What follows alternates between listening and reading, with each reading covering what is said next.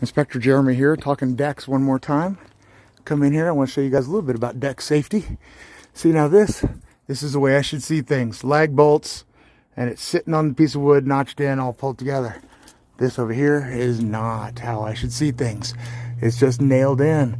Look at the moisture damage that's coming through because there's no flashing. Anytime you connect something to a house, to a wall, it's got to have flashing in it. Otherwise, you end up with stuff like that, where it's just turning black from rot. Now, if you look over here, another thing that they failed on, here you can't connect through brick. And you certainly can't just screw to brick because it won't hold it. That brick is not rated for that kind of structural support.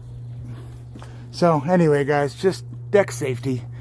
Things you need to know, things you need to look for when you're buying a house. Get it inspected so that you don't end up with an unsafe deck.